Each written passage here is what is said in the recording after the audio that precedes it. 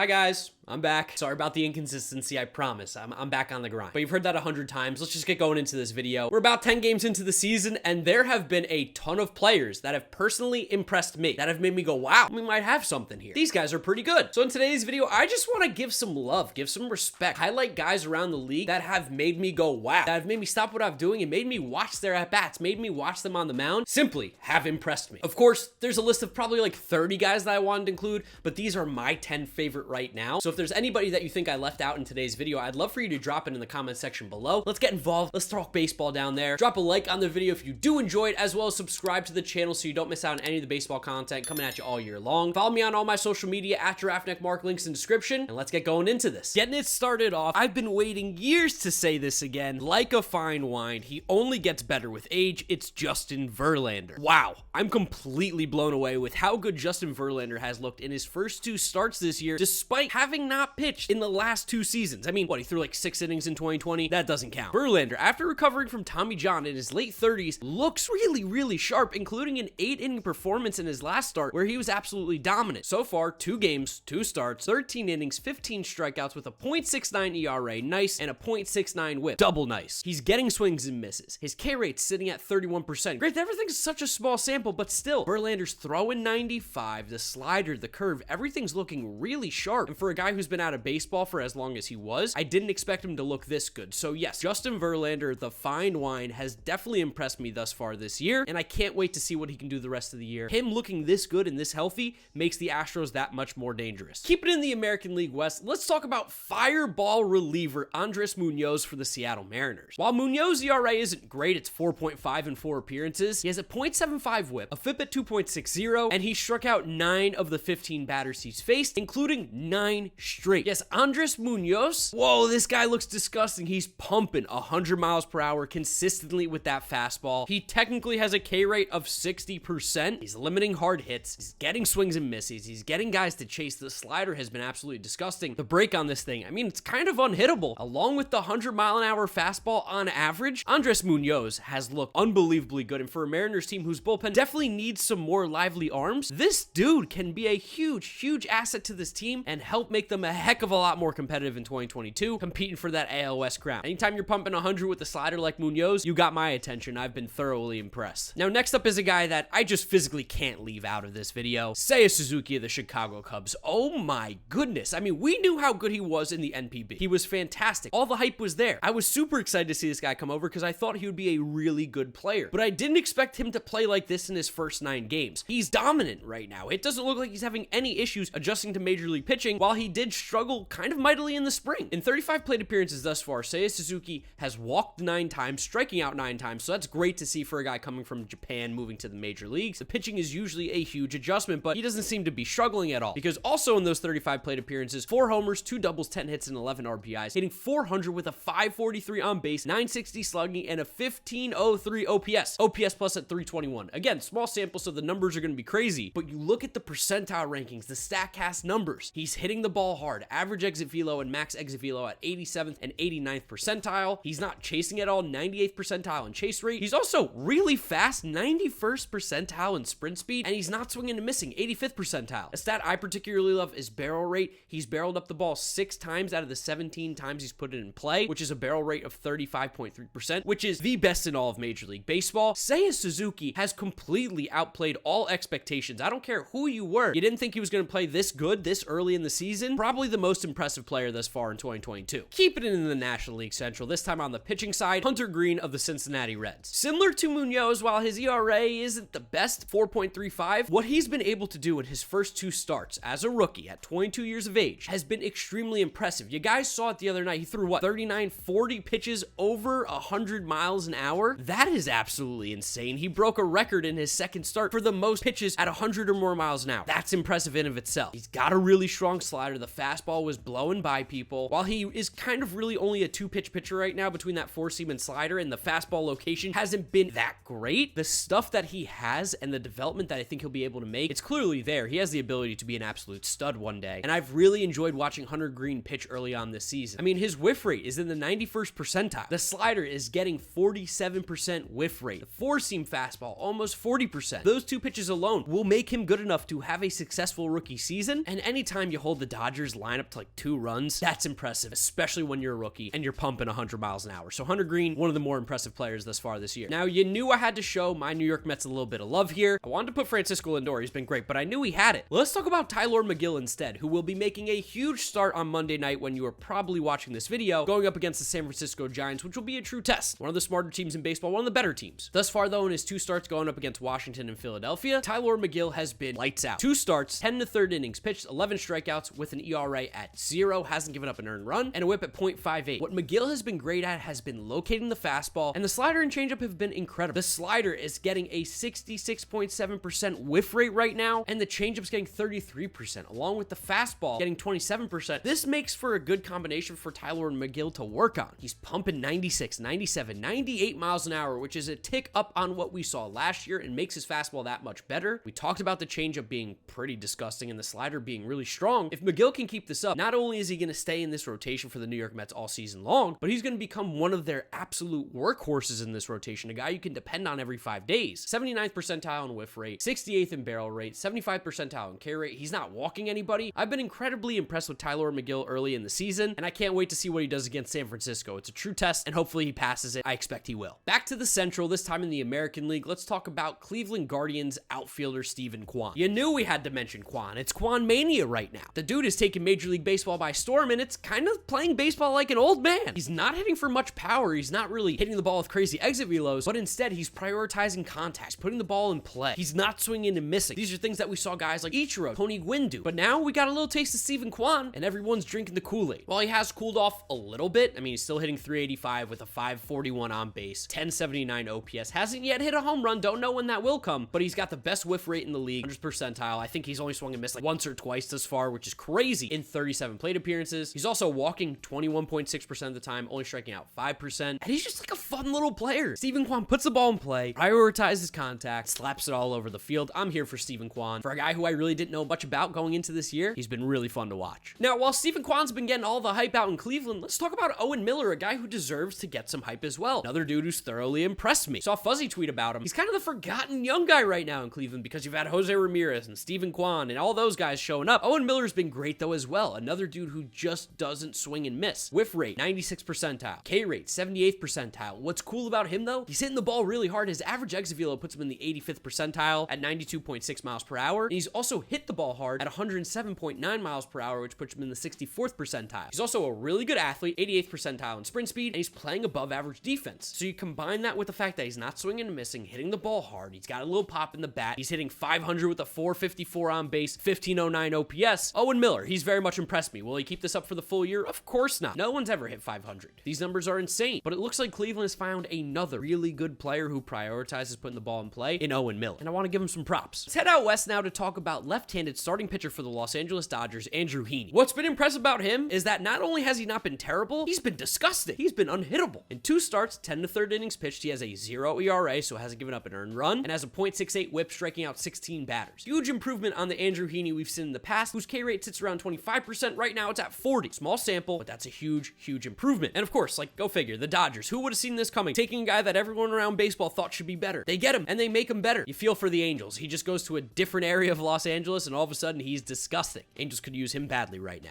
While he is still giving up hard hits, the K rate, the whiff rate, the chase rate, everything is at career highs right now for Andrew Heaney. He's been pretty unhittable, and a big reason is he's just throwing fastball and slider. He completely scrapped the curveball, and it's made a huge difference. The slider has a 51% whiff rate right now, and the fastball has a 30.8% whiff rate. He completely scrapped the curveball that he threw all last year, and it's made all the difference. The slider is a legitimate out pitch, a legitimate strikeout pitch for Andrew Heaney, and if he keeps pitching like this, of course, the Dodgers just got another really good left-handed arm in their rotation, and that's why they're one of the best teams in baseball. They just have the ability to make players better. Andrew Heaney, definitely one of them. Keep an eye out for him the rest of the season. For the second to last player in today's video, back to the Houston Astros. You know we're talking about the rookie star right now, Jeremy Pena. Whoa, Jeremy Pena's so good. I said it in some earlier videos that Astros fans shouldn't be too concerned with losing Carlos Correa because you have a kid named Jeremy Pena coming up, but I didn't expect him to look this good this early on in the season. In 32 plate appearances right now, Pena has only 1 home run and 2 RBIs, but he's hitting 345 with a 375 on base, 621 slugging, 996 OPS. But what's impressed me more